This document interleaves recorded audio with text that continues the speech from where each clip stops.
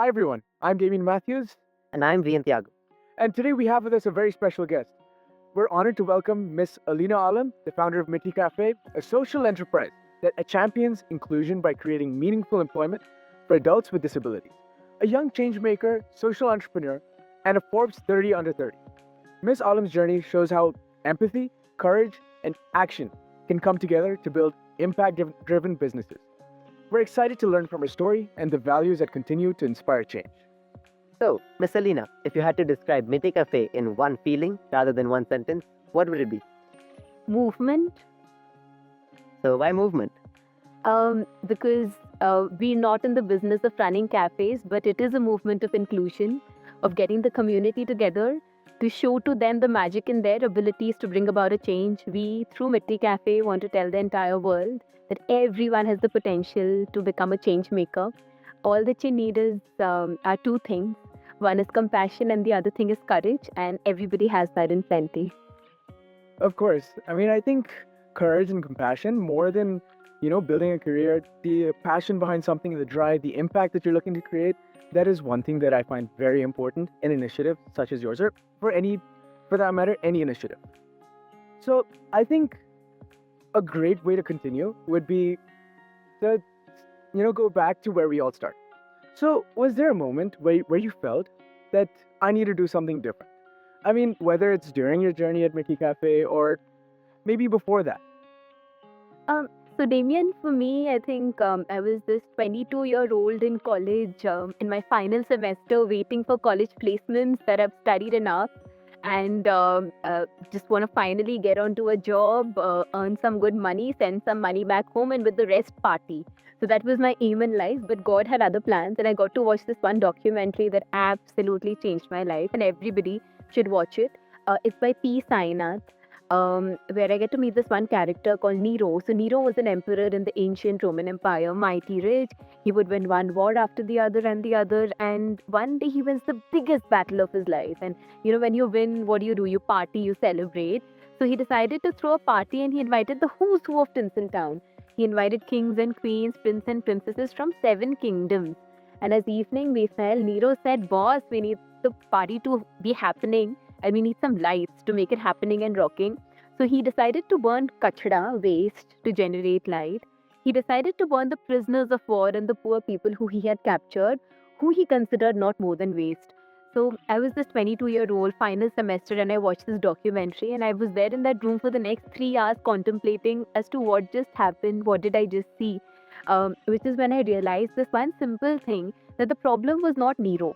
You see, you could equate Nero with atrocities, injustice, discrimination, all the not so nice things that exist in this world that will always exist. The problem was not him.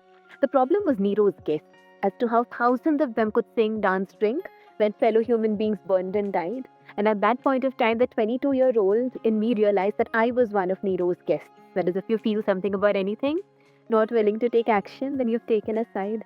And unfortunately, that side is that of the oppressor. I could not continue to be one of Nero's guests. Um, could not continue to see the mirror and seeing me as one of Nero's guests, and which is when I decided I will not sit for college placements and instead started on the journey of finding myself somewhere. And while I volunteered with these incredible organizations that work in the disability inclusion space, I realized this very simple thing. You see, the problem is not that there are over 70 million, that is over 7 crore or 8 crore people with disabilities in our country, or over a billion people with disabilities across the world. We've been told a wrong problem from the very beginning, that the problem is persons with disabilities. The problem is, in fact, a larger statistics. And you know what that is? That is, as the disability and the perceptions of the community that stops us from seeing the magic in their abilities. And I wanted to challenge and change just that. Needed a common denominator that could connect everyone, a mother to a child, a friend to a friend, over lunch breaks, and civilizations. And what better than food to do that? So food or cafes is a medium to do two very simple things. One is money should enter the accounts of our incredible team members with disabilities year on year. Second, more important than that, to be able to create awareness about inclusion with every meal or beverage that they serve through our cafes, where our team members with physical, intellectual, and psychiatric disabilities are our change makers in the forefront, creating awareness with every one of the 2 crore plus meals and beverages that they serve so far. Right, that makes total sense. the best way to cultivate that sort of compassion and the changing that perception in people, and sort of straying away of Nero and his guests' perceptions of people with disabilities, was to put people in direct contact with them, and sort of understand that they are so much more than just a person with a disability, right? I mean, they are people with the ability to work, with the ability to communicate. They are people just like any of us, with the same abilities and capabilities. Well, I think that's some amazing inspiration behind why you decided to start Mitti Cafe and choosing food as the primary go factor for this. Well, as a young person yourself, did you have any fears or doubts when you started out? So, like many who start out, I started Mitti with zero startup capital and multiple rejections. I did not know what capital expenditure or operational expenditure means. So, like the capex, opex lingo, I didn't understand. And I was rejected at every incubation center. So, Mitti Cafe as an idea was rejected at every incubation center across the country. I still have that list. And uh, but I think fast forward, what I've realized in my journey is that, and what I'd want to tell others as well, they don't fear scarcity. I think when you have nothing, that's the time you are your most strongest. And you know why? Because scarcity, hunger, leads to desperation, leads to a leech-like attitude, leads to shamelessness. So the next time anybody says don't be a despo in life, please say I'm proudly a despo in life. So when I didn't have money to start my first cafe, what did I do? I went from door to door, house to house, shop to shop, asking the community, people to join the movement of inclusion, mentioning to them that Mitti Cafe doesn't belong to me. This is a movement that belongs to every individual in the world, in our country.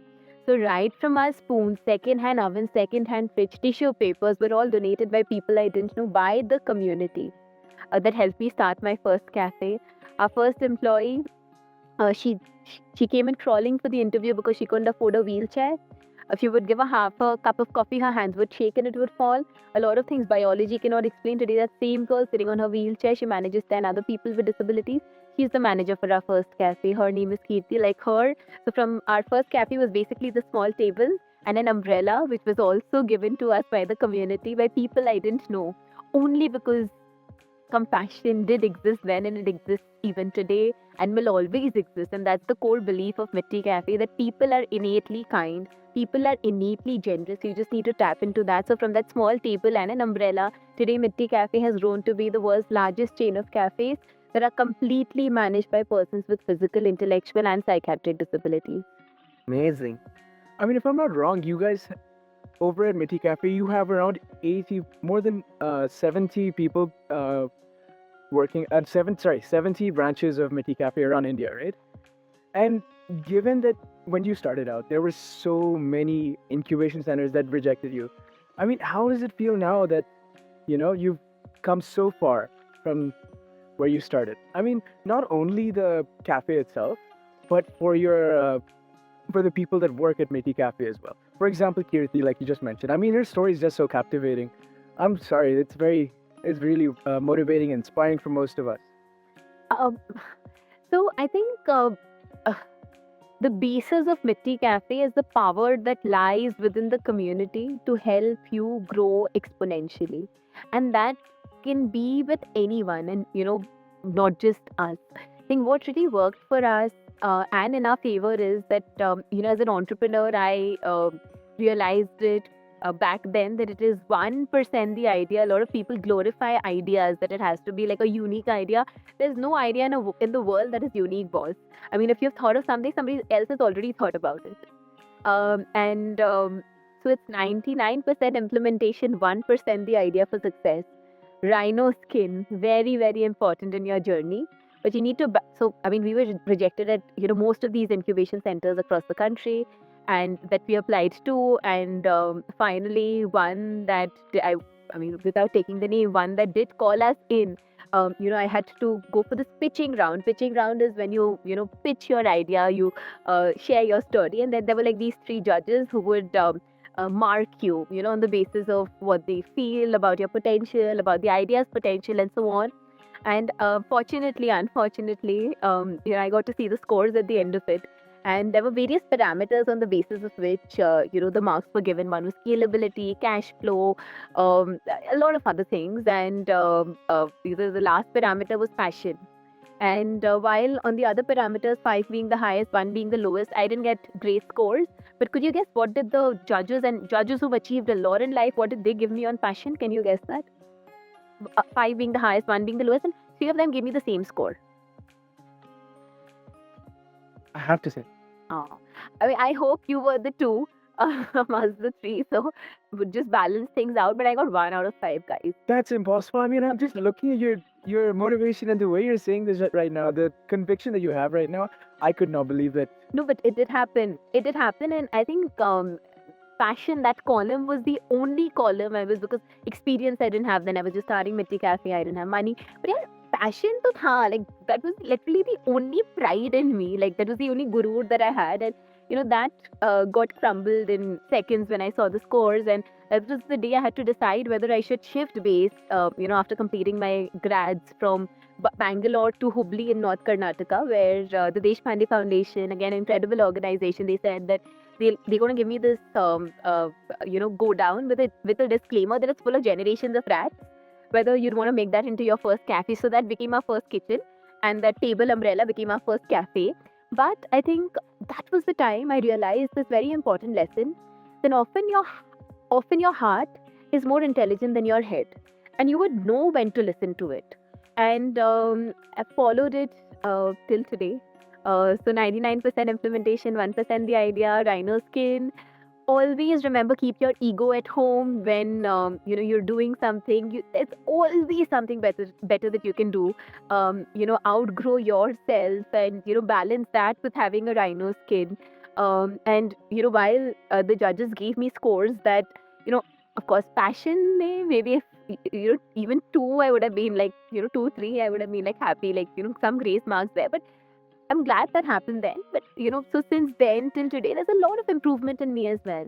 And glad that I listened to my heart then. Glad that I could leverage the potential, the kindness in the community to be able to grow exponentially. So all of that really worked in our favor. And as far as I think Kirti's story or Bhairappa's story or Sabiha's story, I think every member at Mitti Cafe, if the community walks in, if you all walk into a Mitti Cafe, any person that you get to interact with has a story that's so incredible, and the world needs to listen to it with just one objective: to show to the world what is possible. We're talking about 1 billion people with disabilities, over 1 billion people across the world with a potential to contribute to the country's growth, the globe doing so well, and yet they are kept in a lockdown for an entire lifetime. Why? Because of the disability and our perceptions. That has to change. I totally agree. Really. I mean, sometimes you just have to listen to your heart, and at the end of the day, it's your heart's decision that really pulls through. All right. See, now moving on. Was there a moment? Was there anybody who told you this idea wouldn't work? I mean, apart from those judges, I'm sure, because, like you said, I mean, you can't really listen to people who your life isn't decided by a single sheet of paper, right? Yeah. So, was there anyone who told you this idea wouldn't work? Oh, I mean, many people. I'll divide it into 2 parts. One is, of course, the incubation centers that I applied to. But I think every incubation center that I applied to, that lesson: be leech-like, be shameless, be desperate. So I think, despite not getting incubated, I got all the benefits possible because I was just so shameless. I mean, I wouldn't let them go. Like, I would just be after them, even if they would get irritated. And, hence we got our first soft launch, at the place where we were rejected at, and so on and so forth. And, the best of mentors, even when we were not incubated. So, there was, people would joke that, Alina is, despite not being an incubatee, I think she's become more than an incubatee. And I think, all of that. But a lot of people didn't believe. And even as a woman, I think, there are various layers that, one can really view. So when I went to a lot of investors during the first lap of Mitti's journey, and I mentioned to them, this is what I'm doing and this is the kind of support I'd require. So a lot of these donors, supporters, they asked me that now you just out of college and all energetic, hunky dory, jumpy. What when you get married? What when you have children? And I didn't have an answer to them then, and I did lose out on a lot of those checks because they couldn't believe that somebody, if I'm a woman, I would have my limitations because I'm going to get, and statistically, you see, right? Like after marriage, a lot of women drop out from the workforce. First bacha, first child, and you'd never see them back. And I mean, they just disappear. They never ever come back. And such incredible talent. I didn't have an answer to those investors then, but I have an answer to them today. And this is on the behalf of, I think every woman that I know, that being a woman has made me so much stronger as an entrepreneur, and I think in every aspect of life. Not only have we been able to scale survive, but we've been able to scale Mitti. I do have an incredible husband, Sadik, and I wish everyone has a husband like him, because the ecosystem, I mean, why do these women not, why, how do they disappear? It is, I think the sole reason is that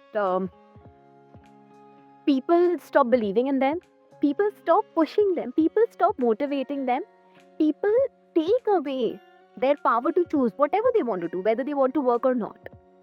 And once you give that agency to women, not judge them for their decisions, whatever their decisions may be, I think every gender benefits. And that's, I think, with Orhan, with my firstborn, we've taken almost like 500 flights together. With my second born, almost 100, he's like 8 months old. And I remember I was 8 months pregnant when I had to speak at the United Nations at an event in Morocco. And I went to my gynac, asking her for a fit to fly.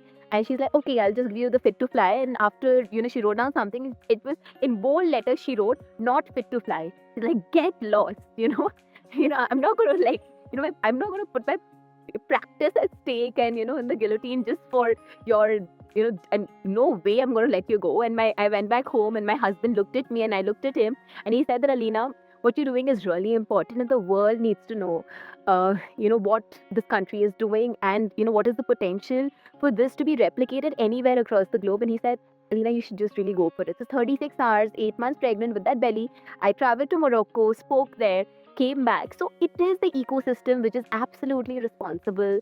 And remember that when we talk about gender equity, every gender has to be involved. Because, when we talk about a patriarchal society, it's not just, of course, maybe women suffer a lot, but men also suffer. So, I mean, it's a win-win when there is equity. You're judged less and you can do, far more together as a society. Yes, right. As you mentioned, that you should always follow your heart and do what your heart says over your brain. Many students, I think, in every school nowadays learn about empathy and how to connect and actually be in the shoes of another person and actually know what it feels to be like in their situation. Right, and I think a lot of students here, we do a lot of projects and, here and there, whether it's in primary school, middle school, or even high school as well. Whenever we're doing projects, I think they can learn a lot from you, your journey, the skills and the things you've learned throughout your journey as well. So, what would your suggestions be for how we implement methods for students to ensure that they practice empathy in real life situations rather than just on theory or on paper?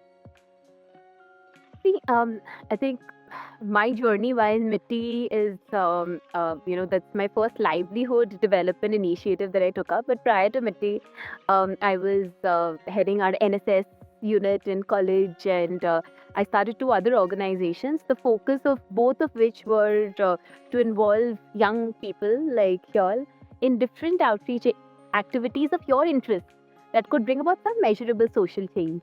And, I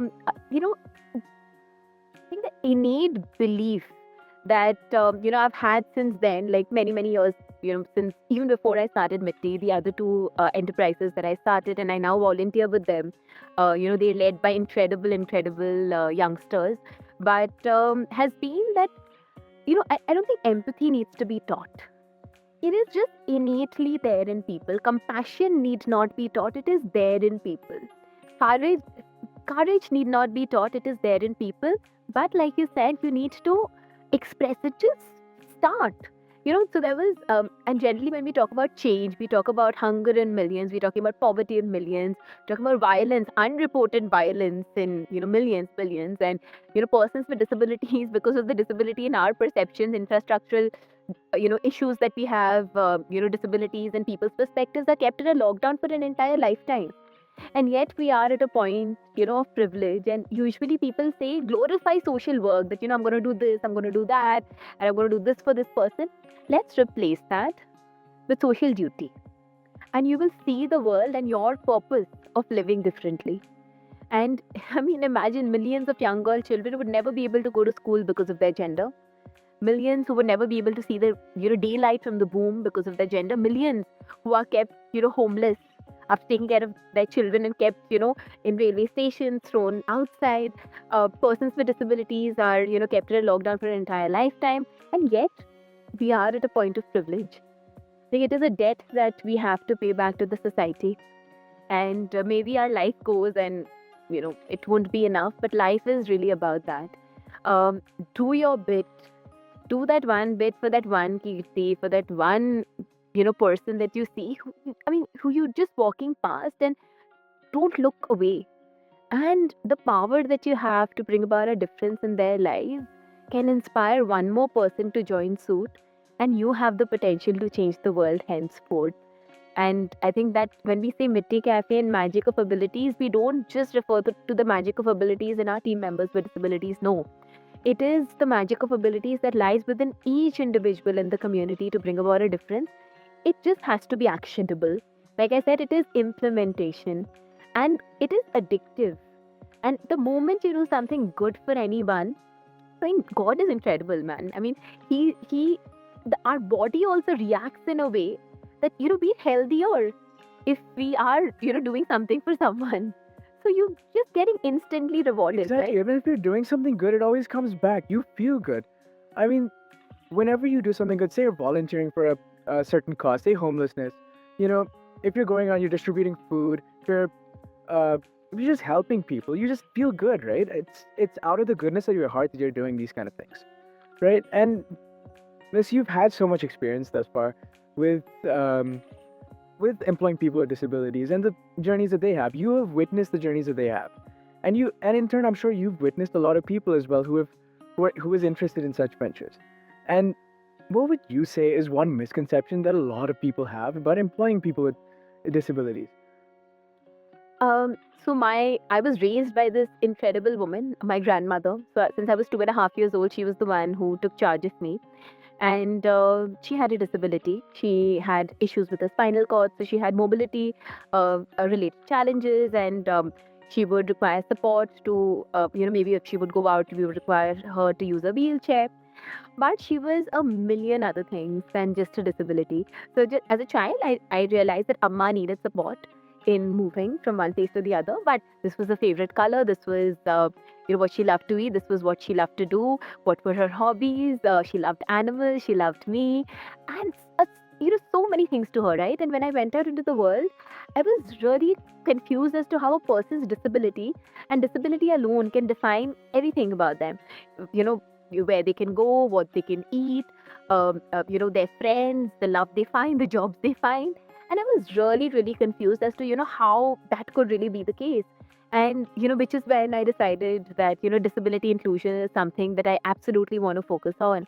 And I think one thing just got reinforced, that every individual, irrespective of their disability, is able to do something. And I think all of us, on the other hand, have some or the other disability, right? I mean, none of us are perfect. 100%. I mean, it's that ability, like you said, rhino skin, that ability to be driven, no matter what anybody else says. Yeah. And I think I'll take one person's example. You may know him, you may not. He's a very famous person. If you've heard of an actor called Peter Dinklage, he's acted in series like Game of Thrones, movies like Pixels, and his sheer passion has brought him to be an Emmy-winning actor today. In spite of him being a dwarf, in spite of his low stature, in spite of people telling him that he cannot be an actor, he doesn't have the stature to be an actor, yet he has achieved so much. And you can you can see similar journeys in the people that you've employed and the people you've interacted with. on a regular basis? So, for example, we have one of our team members, Sabiha. She's got multiple sclerosis, very severe disabilities, no control over her hands or her legs. So, when we tried to put her in the kitchen, it didn't work out, right? Because that was not that was not her skill, and because of her disability, she couldn't do it. But then we realized that she's got the gift of the gab, which means that if you come in for a 10 rupees chai, she will talk you out of a 50 rupees combo meal. And now she's become like a big shot. She's left Mitti Café and she started her own kirana shop. She's deployed a person with Down syndrome, and our atta chawal comes from her shop. So she's one of our vendors today. So I think the possibilities are immense. When you believe in people, irrespective of the disabilities, and I think that's what one needs to do in the community. Right. 100%. It's obsession that matters. Yes, and as you mentioned, many people with disabilities end up living their lives in lockdown, being hidden away from society, and not really being exposed to the people around them. But how would you say that the employees at Mitti Cafe's confidence and independence change over time? I mean, so honestly, I go to Mitti Cafe to eat. I am the most useless person in Mitti now. Like, I can do these incredible fun things, interact with you all, because there are people on the field who have this sense of ownership. If you go, like, this is again a challenge that I give to anyone who's watching this. If you go into a Mitti Cafe, you ask someone that, who's the owner, nobody's going to take my name. I may have started Mitti Cafe, but then there are everybody in Mitti Cafe are owners by themselves, because they are leading this movement of inclusion. Mitti Cafe is, like I mentioned at the very beginning, it is not cafes that we're running. 100 cafes, 1,000 people employed, 10,000 people employed, 50,000 trained. We can't move the needle that way, right?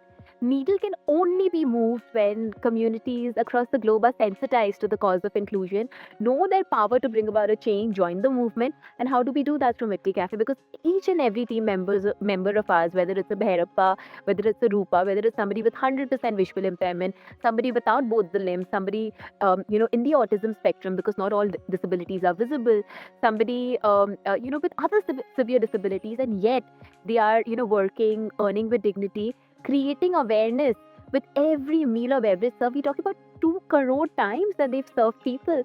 So, those many times that they've had the opportunity to really create awareness and remove the disability in the perceptions of the community, who would then go out. Like, if you're walking into a Mitti Cafe, and if you're walking out, making just one person, one friend with a disability, just referring one person with a disability, for a job on the basis of their merit, maybe smiling at a person with disability, maybe trying to, communicate with somebody, who's non-verbal, but even with a smile, or with somebody with hearing and speech impairment. And, earlier you would feel, oh, but how do I communicate with them? And then you change, you remove the disability in that perception, in your own perception, and that's how, the world would eventually change. And the power to do that would lie in the people. All that Mitti does is we just show you the mirror to your own abilities, both for our team members with disabilities to bring about a difference, and for the community to do the same. Right. Right, yeah, I'm sure everybody at Mitti Cafe and everybody who's ever come to your cafe, worked at your cafe, and you especially, everybody plays a part. Absolutely everybody. And like you said, when you first started, you had no technical knowledge whatsoever. You didn't know what a capital expenditure was, or any fancy terms like that. I think, but along the way, you would have properly experienced what it's like to be an entrepreneur. To be an entrepreneur and to make a meaningful impact on society. And throughout this whole journey, what skills mattered more than marks and, traditional economic knowledge when building Mitti Cafe? I think, what I've already mentioned, it has to be implementation oriented. However simple your idea is, there would be takers for it. We're talking about billions of people in the world, and whatever your solution may be, but it all boils down to implementation. Second is, please be a despo in life, be shameless, be leech-like. I think all great assets for anyone to have to succeed in life. Also, value the power that lies in the community to grow exponentially. Pass on the ownership to your team, and they will eventually show you magic. A lot of people, and I've heard a lot of founders say that, you should, in fact, without taking the name, but I heard this very famous, founder of a food delivery app mentioning that, do not hire people who are looking for a job. I'd say please, I mean, hire people who are really desperate, who really need that one chance, who've been rejected. Like Bhairappa was rejected. He's got dwarfism, motor disability, mild intellectual disability. He was rejected at 80 plus jobs, which is post that we got lucky. I still remember the day he came in for the interview. He did not know the concept of wearing slippers or even brushing his teeth. Today Bhairappa is our team lead at our cafe at the Bangalore International Airport. And Bhairappa, once he got hold of me and he tells me this, that um, when he was born in his village, the entire village labeled him as a child of ill omen. So his mother passed away on day one, and he was labeled as the reason for his mother passing away. And he further says that nobody from his village would let their children play with him. Imagine, he was 32 years old when he told me this. And this is the reality of so many persons with disabilities, right? That we know. 32 years and he didn't have a single friend. Now this chap has friends. He's become the team lead. He now has a 3-storied building also in his village that he's built. But he was also told that, because of your disability, nobody will ever love you. I mean, love is something that we all need, right? Irrespective. But today, he did find the love of his life, Rupa, at Mitti Café. While Rupa is not with us anymore, but we've promised Bhairappa that, her story of hope, of resilience, of making us believe in love would live on. And post, Rupa and Bhairappa, with the inspiration Rupa, brought into our lives. And at Mitti Cafe, we have so many love stories, turned marriages at Mitti Cafe. So love has no boundaries, disability being minuscule. And that's what we celebrate, every day. And that's what we, stand up for. Last year, both of us watched your TEDx speech and at Lawrence, and we saw that you spoke with such great conviction, and the passion that you have is really commendable. And we also made a note that everybody walked out different that day. They had a perspective, and after listening to the speech, after listening to the true story behind what Mitti Cafe is and the inspiration behind this, I think everybody gets a different viewpoint and they understand what truly disabilities are, and they're not actually disabilities. They're just people with different abilities, and it's just that we have not noticed them yet. And I think that's really interesting. Thank you so much. Really, really means a lot. And I think in our journey also, you see, we started from that one table and an umbrella, right? With zero startup capital, multiple rejection, and someone with no sense of business, right? And here we are, like the world's largest chain of cafes. We have cafes inside, various airports, corporates, colleges, hospitals, inside the Rashtrapati Bhavan, which was inaugurated by the Honorable President of India, inside the Supreme Court of India, which was inaugurated by the Chief Justice of India, Justice Chandrachud. Recently, our cafe got inaugurated by Justice Surya Kant, the current Chief Justice of India at Kolkata High Court, or the Prime Minister of India coming into Mitti Cafe and interacting with our team members with disabilities. And all of this, what I want to tell people is absolutely possible with, whatever I've just told you. Please be implementation oriented, give value to your people, and eventually they will show you magic. So, so there was a very interesting thing that happens. It was the President of India's birthday when she inaugurated Mitti Cafe.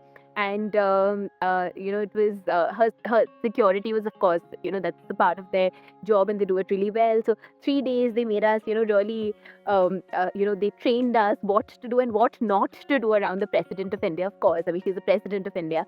And, again, don't go too close to her, no touching, and, and I mean, nothing beyond what is already decided. And, I did take the Honorable President of India and I showed her Mitti Cafe. And when she came out, interestingly, our team members with intellectual disabilities and their mothers, they had made this 2-decker cake and they didn't tell me about it. Thankfully, they didn't, because, I was looking at the security, they were looking at me. I'm like, no, it's not me.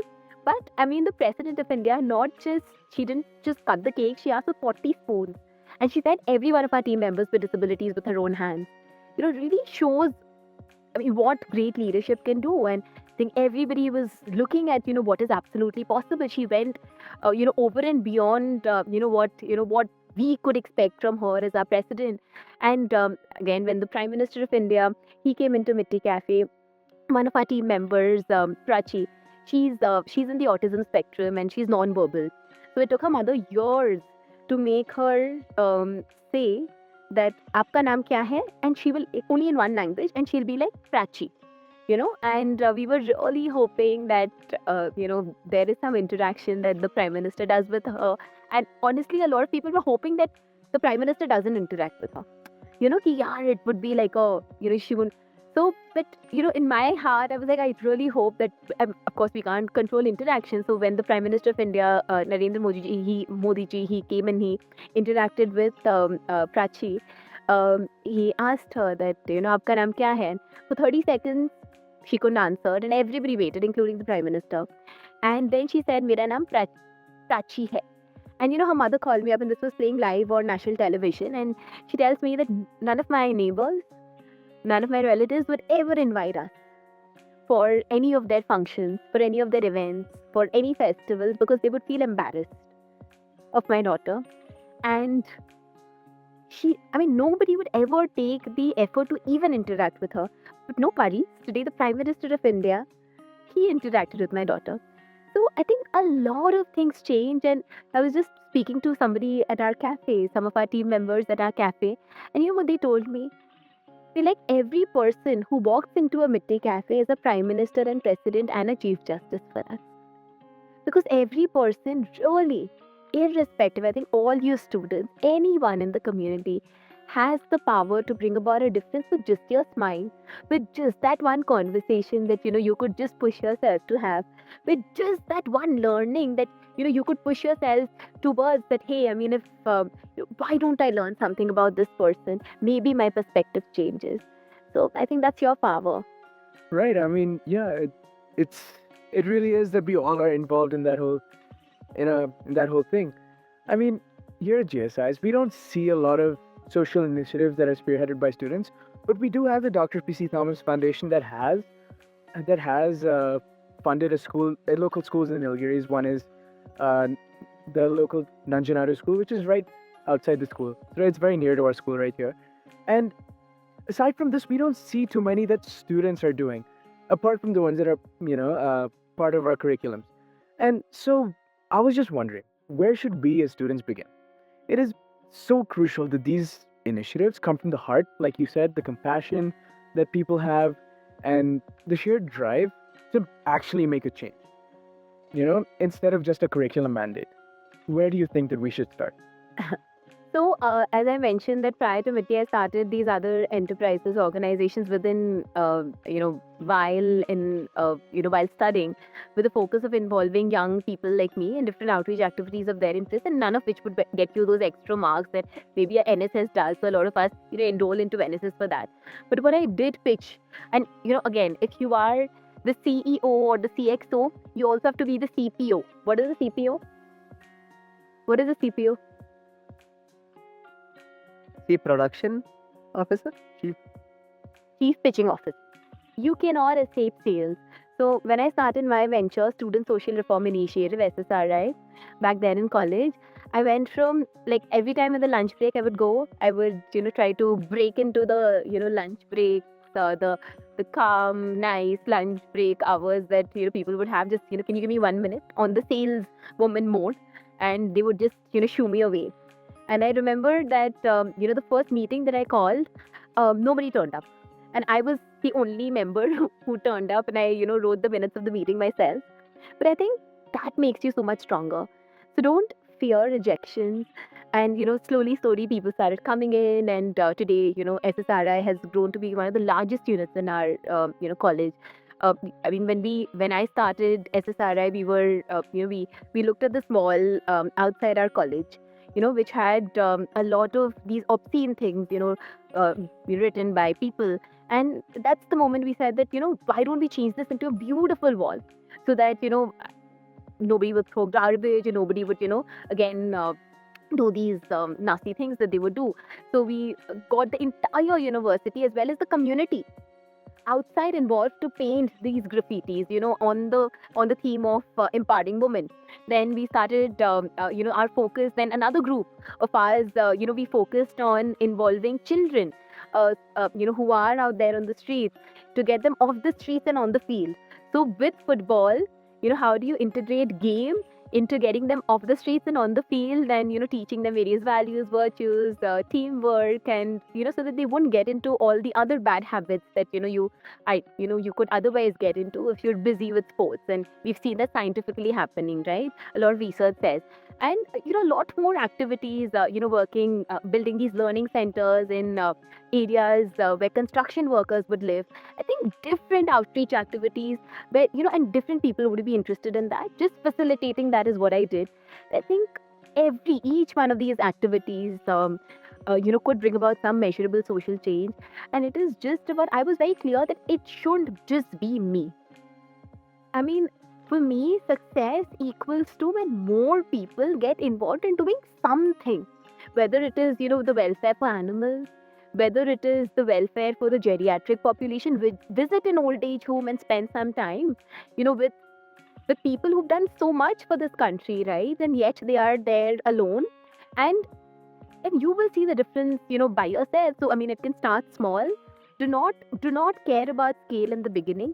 Eventually that will happen. So our first cafe, as I mentioned, small table umbrella, I mean, I didn't know that today where we are, it's where we would be like many years down the line. But that happened because I started. So the key is to start. And even if a lot of people would not give you this advice, but I would take the liberty to do that from my own life experience. A lot of y'all say that self-confidence hona bahut zaruri hai. The self-confidence is very important in life. Both of y'all have self-confidence? Y'all do? Y'all do? Very nice. But I mean, and for those of y'all like me who naturally doesn't have self-confidence, I don't. But there's a trick. Even if you have zero self-confidence, if you have very good, but if you have zero self-confidence and or very little self-confidence, and if you put in all the effort possible, like put in your heart and soul and everything that that you can to make something happen, and if you have 100% faith, you will still make it in life. Right. Because not everything that happens in life is 2 plus 2 is 4. There are a lot of things. I mean, logically, even like just I was I did have some time while traveling, and I put on Chat GPT. What is the possibility of a cafe opening at the Rashtrapati Bhavan, the Supreme Court, or at and the chances that Chat GPT gave me were like next to like zero. And what is the possibility that the President of India would inaugurate, or the Prime Minister will walk into your cafe, or the Chief Justice would inaugurate your cafe? Like negligible, right? But all of this is possible because there is 100% something out there. You can call it like an energy, something good, or you can call it God. Just to simplify it, I call it God. So I put in my effort, all that I can, and I depend on Him, and I see magic happening. And I think that's one trick that I've used in life that has helped me. Right, yeah, I mean, you just gotta have faith. And yeah, let me just quote Adam Sandler in the movie Hustle: obsession beats talent every single time. And I think that obsession, the drive, like Miss mentioned before as well, compassion matters a lot, and what's in your heart, always follow your heart. These are the most important things behind social initiatives and something that creates a meaningful impact in the world. And I'm sure Mitti Café really contributes a really important thing that we should all understand as people in this global world. And I think that before we end, we have one final question for you that students at GSIs would really love to know. So, what is one belief or value that you hope that you think GSI students should carry forward with them in their daily life? Could be anything, whether they're doing a project, whether it's in their daily interactions, their routine, whatever it may be. To which I'll quote one of my favorite quotes, and it goes like this: "Have compassion and be kind. Where there is kindness, there is goodness, and where there is goodness, there is incredible, irrevocable magic." And compassion and courage are two weapons that can eradicate any problem that our world faces in today, and that y'all have in plenty. So use it. Right. 100%. I mean, yeah. And I think we've learned a lot today. And just like when we saw Mrs. Derek's talk back in Lawrence School, we also learned a lot. I'm sure the entire audience learned a lot as well. And I'm sure, and the audience watching us today, the things that she's taught us today, the things that she spoke about, her journey has truly shaped the way we think, and I'm sure it will have shaped the way you guys think as well. So it has been really great talking to you, ma'am, and we really appreciate you coming here. And I think we've learned a lot today. Right. Thank you, Miss Alina, for your time. Thank you. My pleasure. Thank you so much. And I mean, you all are the real change makers. Have so much of potential to go out into the world and create a world that we all deserve. So all the best, and I'm sure it's just the beginning, and you all will create the kind of magic that we aspire to have created. Right. Thank you. Thank you. Thank you so much. This is Tahr Talks. We'll see you next time.